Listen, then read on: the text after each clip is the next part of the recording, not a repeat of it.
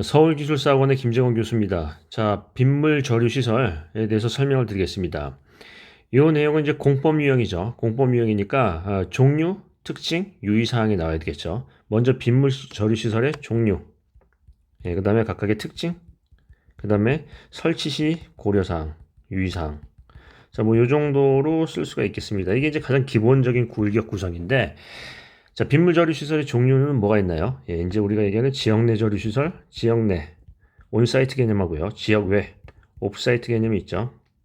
지역 내 저류 시설을 우리가 이제 분산형 물 관리라고 빗물 관리라고 얘기하고요.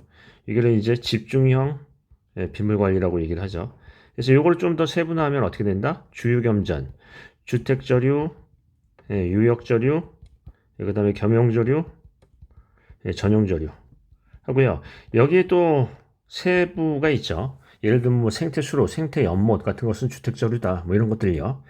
자, 그다음에 이제 특징은 어떻게 쓰시냐면 여기서 중요한 시설을 쓸 수가 있겠죠. 예를 들면 뭐 이제 어떤 배수 투수성 포장이라든지 아니면은 생태 연못이라든지 또는 생태 수로라든지 이런 것들을 해서 거기에 대한 각각의 특징을 쓰는 거지 비교표가 아니죠. 만약에 지역 내 지역의 저류를 비교를 하고 싶다. 지역 내 지역의 저류를 비교를 하고 싶다라고 한다면 이것은 특징이 아니고요. 지역 내 지역의 저류 시설의 차이점 비교 이렇게 쓰셔야 되겠죠. 특징이 아니라 차이점 비교죠. 특징이라고 쓰시려면 각각의 주요 시설물에 대해서 쓰시는 게 맞겠습니다. 자, 그 다음에 이제 이 특징 중에서 정말 중요한 특징은 뭐냐면 우리 저류 용량의 비교죠. 자, 여기 이제 시간이 있고 유량이 있다. 자, 개발 전에 수리 수문 곡선을 보시면은 여기 Qmax 해서 우리 이제 첨두 유량이 있는데 Qmax요. 개발 전에 수리 수문 곡선은 어떻게 된다? 이렇게 이제 저류 용량이 있다라는 거예요. 근데 개발 후에 수리 수문 곡선의 집중형, 우리가 얘기하면 지역 외 저류는 요만큼의 저류 용량의 효과가 있는데 근데 우리가 얘기하는 지역 내 분산형에 대한 부분에서 어떻게 했다? 저류 용량이 이만큼 더 크다. 예를 들자면 그 이유는 뭔가요? 유달 시간만큼 하천에 도달하는 도달 시간만큼이 저류 용량으로 포함되기 때문에 같은 규격의 어떤 저류 용량의 시설물을 설치를 해도 지역 내 분산형 물 관리가 더 효과적이라는 얘기죠. 그래서 이런 부분에 대해서 이제 어떤 얘기를 꺼낼 수 있어요. 지역 내, 지역 외 저류 시설의 유량, 저류 유량의 저류 용량의 비교 이런 거를 쓸 수가 있겠죠. 저류 용량의 비교. 자, 그 다음에 이제 중요한 부분은 설치지 고려사항이에요. 설치할 때 어떤 부분을 고려해야 되느냐 하는 거예요. 이런 것들은 이제 가급적이면 전문 용어를 쓰시면 좋겠습니다. 저류 면적률, 저류 수심. 일단은 가장 중요한 게 위치는 어디다 할 것이냐, 또는 면적은 어느 정도 할 것이냐, 그 다음에 수심은 어떻게 할 것이냐, 뭐 이런 것들에 대한 내용을 구체적으로 보셔야 되겠죠. 가급적이면 이런 것들은 시방서나 이런 내용을 참고하시는 게 좋겠습니다. 그냥 나눠드린 자료만 보지 마시고요. 시방서, 시방기준이나 설치 기준, 설계 기준 같은 걸 보시면 잘 나와 있죠. 자, 그래서 일단은 공법 유형으로 써서 종류, 특징, 고려사항 정도로 쓸 수가 있습니다. 그런데 이제 이 부분을 해보겠습니다. 자, 논술에서 결론이 없는 논술이 있나요? 논술에서는 가급적 뭐가 필요해요? 결론을 내셔야 돼요. 결론 낼 것. 이 부분을 한번 생각해 보겠습니다. 현장에서 이거를 설치할 때 가장 큰 문제는 뭔가요? 예를 들자면 모 정치인께서는 이런 얘기를 했어요.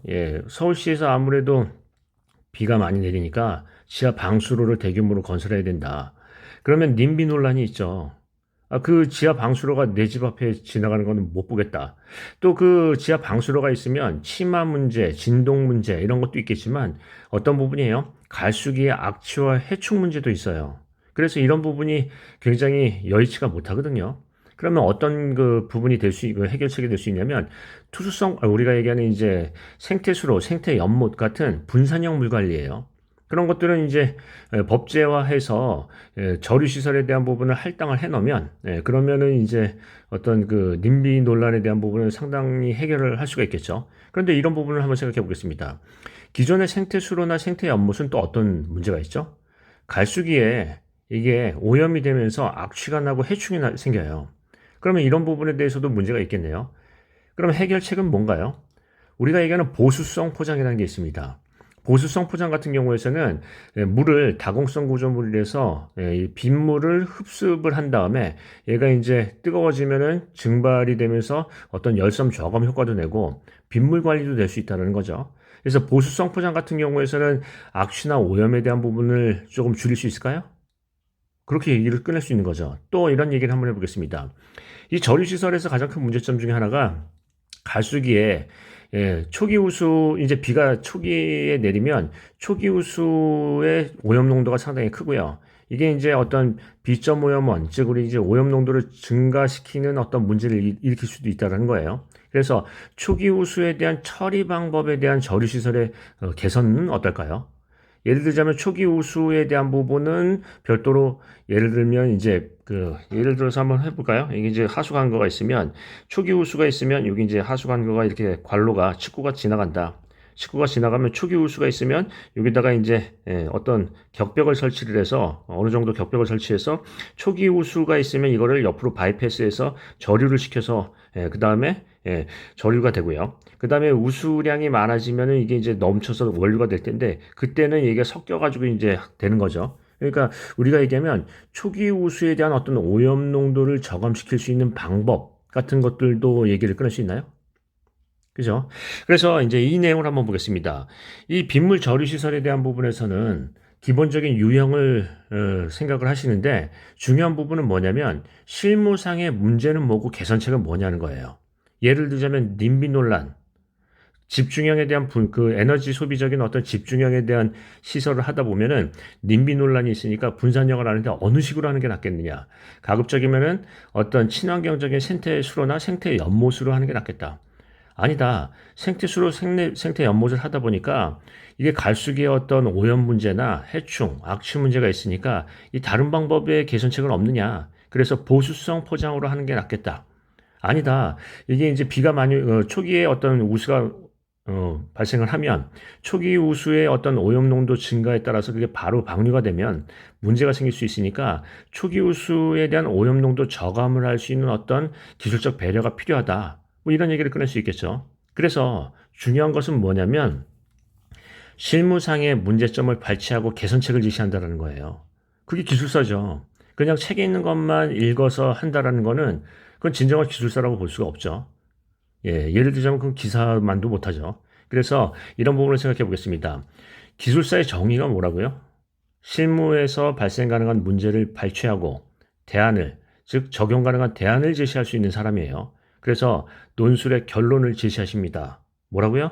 대안을 제시한다. 자, 그러면 이제 왼쪽에 모범 답안을 보겠습니다. 일단 정의 나왔고 종류 나왔어요. 종류, 특징, 그 다음에 위치 선정식 고려사항.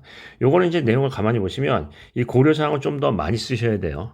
예를 들자면은 우리가 시공기술사니까 시공에 대한 부분이나 설치에 대한 부분에 대한 내용을 많이 써야 되겠죠. 그래서 내용을 조금 더 요 내용을 보강을 하고요. 그 다음에 마지막 한번 내용을 보겠습니다. 저류시설의 문제점과 분산형 저류시설을 통한 발전 방안. 이것은 대제목을 구체화해야 돼요. 어떤 분산형 물 관리를 하느냐, 어떤 문제가 있느냐라는 전문 용어가 나와야 되겠죠. 여기 이제 내용을 보시니까 분산형 물 관리라고 해놓고선 갑자기 LID라고 얘기했어요. 저영향 개발, 친환경적인 부분을 얘기를 했는데 그러면 친환경 얘기하려면 위에다가 친환경이라고 하고 친환경적인 시공 방법을 제시했어야죠. 이해되시죠? 그래서 이런 부분을 볼 때는 어떤 문제가 있냐면 대제목은 전문 용어를 써서 명확하게 그리고 대제목과 내용은 반드시 일치해야 한다. 여러분께서 이제 보시면 채점하시는 교수님께서 제일 싫어하는 게 뭔지 아시나요? 논문에서요? 논문에서 제일 싫어하는 게 뭐죠? 제목하고 내용하고 안 맞는 거예요. 제목에는 이해 내용을 써놓고 내용은 딴 얘기를 쓰고 있는 거죠. 그리고 제목에는 효과와 개선 과제, 뭐 개선 방안, 문제점과 개선 방안 이렇게 썼으면 소제목으로 문제점, 개선 방안 이렇게 나와야 되는데 그게 안 나왔다라는 거예요. 그러면 논문의 기본이 안 된 거죠. 자, 이것도 이제 무슨 얘기냐면 문제점과 분산형 물 관리라고 얘기했는데 이 분산형 물 관리에 대한 부분에서 LID 뭐 얘기를 꺼내면서 하다 보니까 이게 위하고 밑하고 내용도 잘 안 맞는 것 같고 또 구체적인 방법 제시도 안 돼 있고요. 그래서 그런 부분에서 조금 더 집중을 한번 해보겠습니다. 그래서 여기는 어떻게 쓴다? 대제목은 일단 명확하게 전문 용어로 쓴다. 자, 저영양 개발이라고 쓰고 싶으시면 저영양 개발 방법에 대한 부분을 대제목화하고 저영양 개발 방법에 대한 구체적인 신뢰를 개선책을 제시하는 게 낫겠죠. 자, 그래서 이제 보겠습니다. 요거 내용을 이제 먼저 하기 전에 가만히 보시면 실무상의 문제를 한번 발췌를 해보면 우리 빗물 처리 시설을 많이들 한다라는 거예요. 지자체에서도 하고 이제 하고 있는데 문제는 뭐냐면 아까도 얘기했듯이 갈수기의 어떤 악취 또는 이제 해충 이런 부분의 문제예요. 물론 우리가 이제 분산형 물 관리에 대한 부분에 많이 이제 관심을 갖고 있고 그쪽에다가 얘기를 하고 있지만 분산형 물 관리 자체도 어떤 문제가 있을 수 있다? 그런 문제가 있을 수 있다는 거죠. 그래서 이런 악취나 해충을 저감시킬 수 있는 분산형 물 관리란 무엇이냐? 이런 부분에 대한 어떤 결론이나 개선책을 제시할 수도 있겠죠. 보수성 포장이나 뭐 이런 것들요. 그래서 그런 부분에 대해서 조금 더 집중해 보시고요. 항상 기술사란 뭘 생각한다? 다시 한번 얘기하면 실무상의 문제점을 발췌하고 적용 가능한 대안을 제시할 수 있는 사람. 이 부분에 대해서 조금 더 집중해 보시고요. 실무상 문제와 개선책을 제시하시기 바랍니다. 자, 그럼 이 정도로 정리를 할까요? 자, 오늘도 수고 많으셨습니다.